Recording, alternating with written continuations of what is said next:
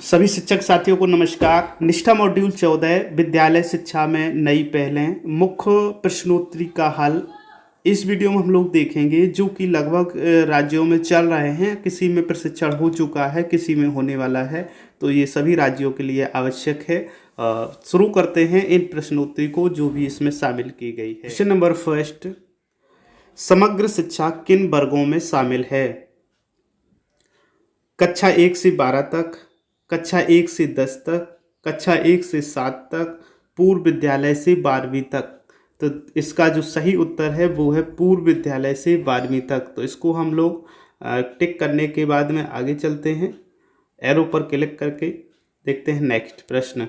तो जो नेक्स्ट प्रश्न आया है उसको समझ लेते हैं। निम्नलिखित में से कौन दोपहर का भोजन योजना MDMS का दृष्टिकोण नहीं है?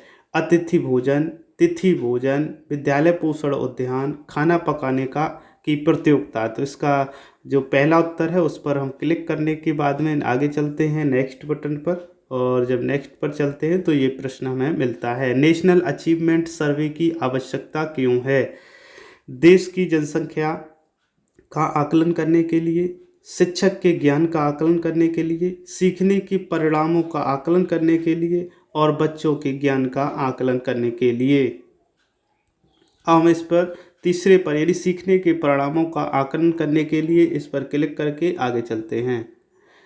नेक्स्ट प्रश्न आता है, समग्र शिक्षा एक एकीकृत शिक्षा योजना जिसमें सरकार की 3 पूर्ववर्ती प्रायोजित योजनाएं हैं, वो कौन कौन सी हैं? नंबर 1 सर्व शिक्षा अभियान SSA, राष्ट्रीय माध्यम Shiksha Abhiyan RMSA, mid day meal MDM। उसके बाद में सर्व शिक्षा अभियान, राष्ट्रीय स्वयं शिक्षा अभियान रूसा, शिक्षक शिक्षा, सर्व शिक्षा अभियान SSA, राष्ट्रीय मध्यम शिक्षा अभियान RMSA, शिक्षा शिक्षक। और उसके बाद में चौथा है सर्व शिक्षा अभियान, राष्ट्रीय स्वयं शिक्षा अभियान रूसा, मध्याह्न भोजन अभियान। तो इसमें जो सही विकल्प है उस पर हम टिक करते हैं, और सही विकल्प यहाँ पर सर्व शिक्षा अभियान SSA, राष्ट्रीय मध्यम शिक्षा अभियान RMSA, शिक्षा शिक्षा शिक्षक शिक्षा। इस पर टिक करने के बाद में आगे चलते हैं। नेक्स्ट प्रश्न आता है, इस नेक्स्ट प्रश्न को हम लोग पढ़ लेते हैं।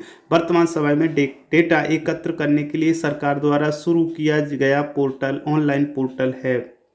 UDAS, शिक्षा के लिए एकीकृत जिला सूचना प्रणाली, यूनियन बैंक ऑफ इंडिया शुल्क जमा पोर्टल, शाला दर्पण, और अंतिम है दीक्षा ऐप। तो इनमें हम लोग टिक करते हैं पहले को, यानी कि UDAS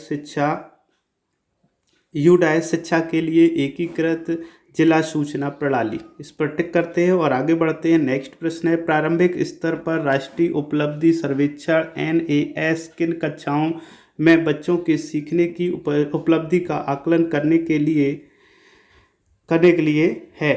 तो ये जो विकल्प हैं उनमें से देख लेते हैं। सबसे पहला विकल्प है कक्षा 3 से 9, कक्षा 1 से 9, कक्षा 10वीं तक, और उसके बाद में है कक्षा 3, 5 और 8। तो इसका पहला विकल्प सही है। नेक्स्ट पर चलते हैं, समग्र शिक्षा योजना के मुख्य घटक हैं। क्या है? पूर्व विद्यालयी शिक्षा, समावेशी शिक्षा को बढ़ावा देना, बढ़े भारत, आत्मरक्षा प्रशिक्षण, और उसके बाद में छठवां और पॉइंट है आपका स्वच्छ भारत अभियान। तो ये इनमें से 5 जो विकल्प है, पहला, दूसरा, तीसरा, चौथा और 5वां, ये सही है। तो इस पर टिक करते हैं और चलते हैं नेक्स्ट प्रश्न पर। तो नेक्स्ट है, स्कूल शिक्षा से संबंधित सभी जानकारी प्रदान करने हेतु देश भर के 15 लाख स्कूलों को जोड़ने के लिए शिक्षा मंत्रालय द्वारा शुरू की गई पहल कौन सी है? तो दीक्षा पोर्टल, जिज्ञासु पोर्टल, कार्तवीर्य पोर्टल, शगुन पोर्टल। तो इसका सही उत्तर है शगुन पोर्टल। तो शगुन पोर्टल को टिक करते हैं और चलते हैं नेक्स्ट प्रश्न की ओर। तो नेक्स्ट प्रश्न आपका है, राज्यों और संघ राज्य क्षेत्रों में समग्र शिक्षा की कार्यान्वयन संस्था कौन सी है?